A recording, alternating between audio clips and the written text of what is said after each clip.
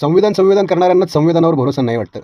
आम्ही असं का म्हणतोय, कारण अमरावतीमधला तो जो देव नावाचा सोशल मीडिया इन्फ्लुएन्सर होता, त्यानं काहीतरी डॉक्टर बाबासाहेब आंबेडकरांबद्दल वक्तव्य केलं होतं आणि त्या वक्तव्याचं उत्तर म्हणून त्याला चौकात गाठून मारहाण आणि नंतर त्याला गाडीवर बसवून घेऊन कुठंतरी नेणं, पोलिसांकडे नेणं आणि तिथं परत त्याचा मारहाणीचा आणि त्याचा व्हिडिओ व्हायरल करणं आणि त्या व्हिडिओच्या बॅकग्राऊंडमध्ये गाणं कुठलं होतं माहिती आहे? भीमवाल्यांचा हल्ला भर चौकात गोळीबार.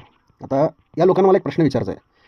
पहिली गोष्ट, चौकात गोळीबार हा संविधान संगत विषय आहे का? एखाद्याला मारहाण करणं हा संविधानानं दिलेला अधिकार आहे का? आणि जर का तुम्ही संविधान खरंच मानता आणि खरंच डॉक्टर बाबासाहेब आंबेडकरांना मानता, त्यांच्या विचारांचं आदर करता आणि त्यांचे अनुयायी म्हणवता स्वतःला, तर मग संविधानात सांगितल्याप्रमाणे जर का एखाद्या व्यक्तीनं समजा अगदी तुमच्या भावना दुखावल्या जरी असतील, तर त्याच्यावरती संविधानासंगत कोर्टात कारवाई, पोलीस कंप्लेंट ह्या गोष्टी का नाही केल्या? आणि तुम्ही मारहाण करून काय त्यातनं हासिल केलं? आणि ही हुकुमशाही नाही का? ही दडपशाही नाही का? म्हणजे एखाद्यानं विचार मांडला, तो जर विचार चुकीचा असेल तर विचारांचं उत्तर विचारांनीच दिलं पाहिजे.